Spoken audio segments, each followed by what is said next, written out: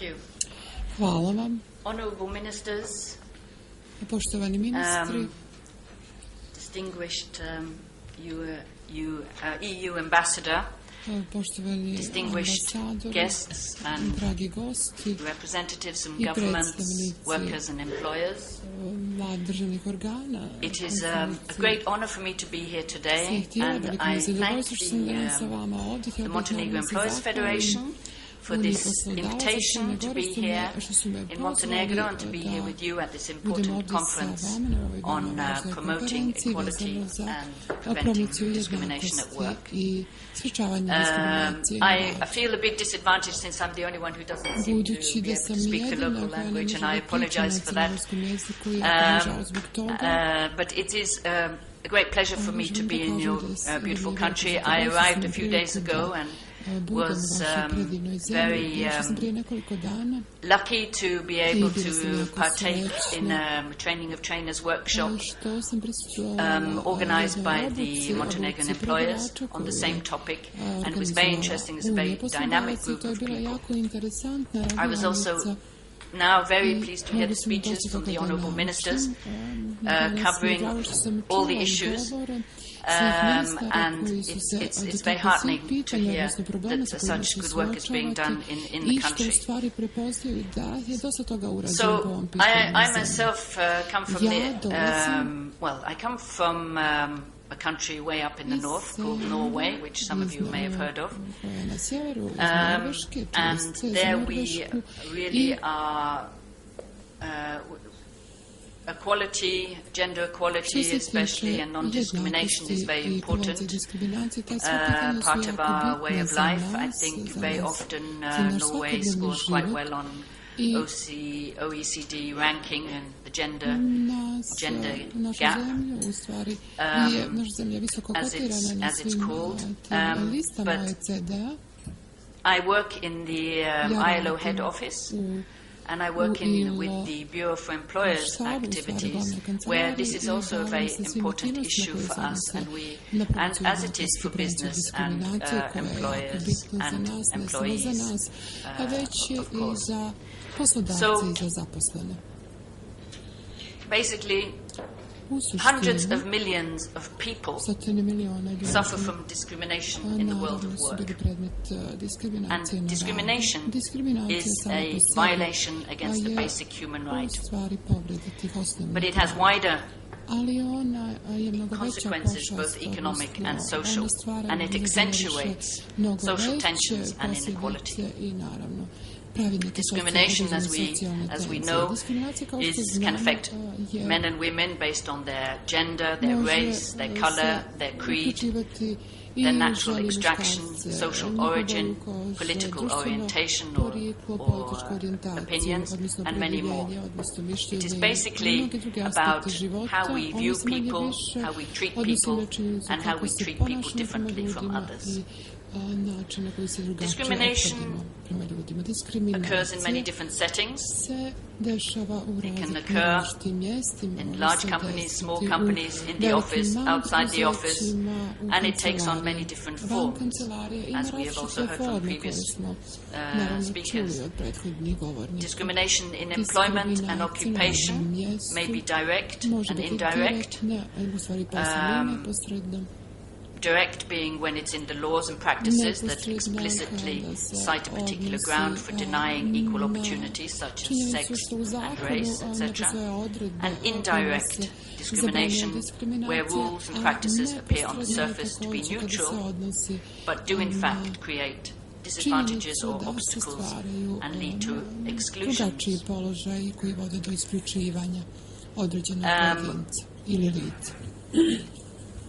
To use an English idiom or idiosyncratic expression, discrimination and equality are two sides of the same coin.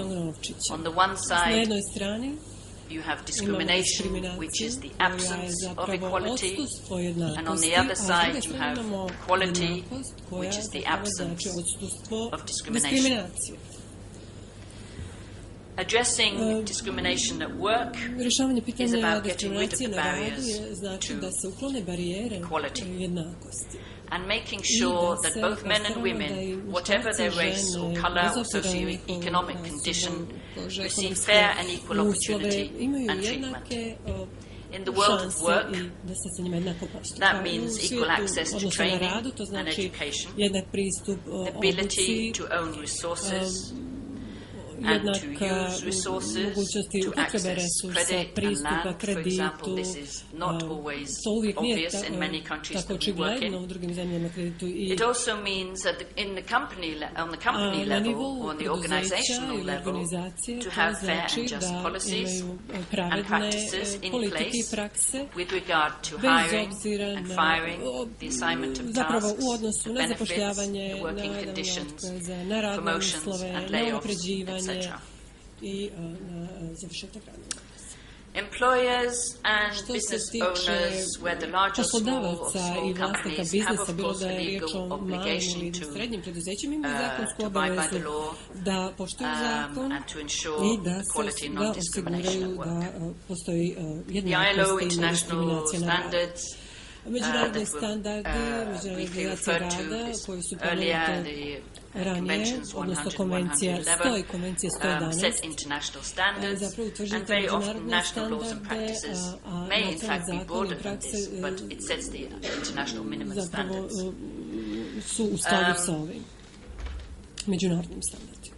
So, as I said initially, as I work specifically in the Bureau for Employers Activities, our mandate is to work with employers and on various issues that are a priority and important for them, but also important with regard to the ILO mandate and agenda, and working together with social partners, governments and social partners.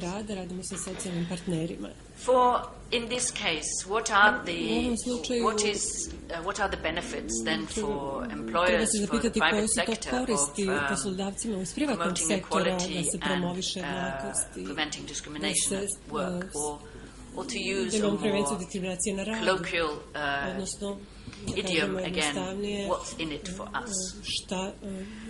Well, workplaces, companies and organizations that have a good reputation, that have fair and equal recruitment policies and practices, are much more likely to have fair and equal, are much more likely, to attract highly qualified, skilled and creative workforce. And this in turn increases productivity and it then enhances the bottom line.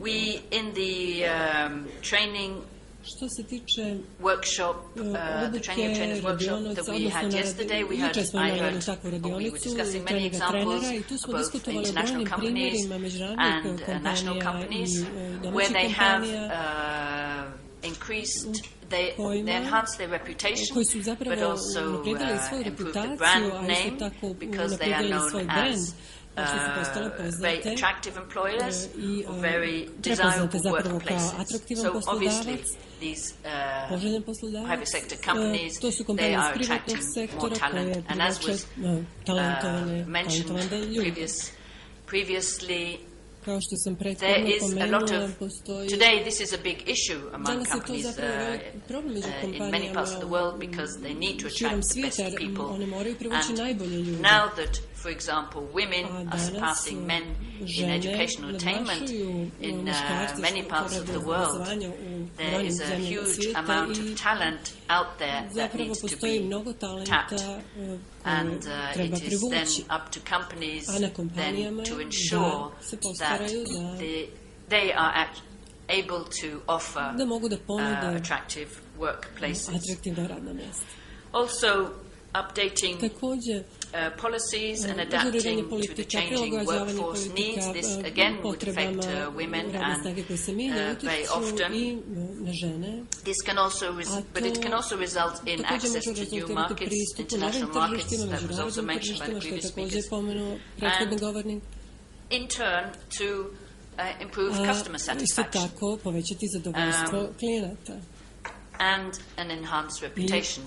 We see Naprijediti very often reputaciju, how poboljšati reputaciju activists kompanije. Vidimo često kako and as in consumer aktivisti, odnosno activists are very vocal these days, and predstavnici when potrošača su dosta aktivni, they're also vocal sve in su promoting aktivni companies that i do u well. promovisanju onih and kompanija have good koje dobro policies and posluju, practices koje imaju in dobre place. politike i prakse. So, with these few words, I would like to thank the organizers, the Montenegrin Employers Federation. It's been a real pleasure being in your beautiful country, and I hope to see more. It's the first time I'm here, and I'm very happy to have this opportunity to be here with you and to meet you. And yesterday, as I said, it was a very, very good event and very dynamic. A group that you're working with, so you should be proud of the good workers you have. It was a very, very good experience. I also very impressed by the work you've done, and I know the efforts you put into it and the hard work, and it's very impressive. And although I can't read it, I've been promised I'll get in English. So I would definitely bring that back to headquarters. I could also mention that because of the good work they're doing in Montenegro, we do have plans to produce a film to document the good practice, because we do think that what has been done here should be disseminated to other employers' organizations that we work with in the region, that they should know what has been done here, and this example should be emulated by others. So I'm very happy again to be here, and I really commend you on the work you're doing to promote gender equality and prevent discrimination. Jednakosti i prevencije diskriminacije na radu. Zahvaljujem još jednom.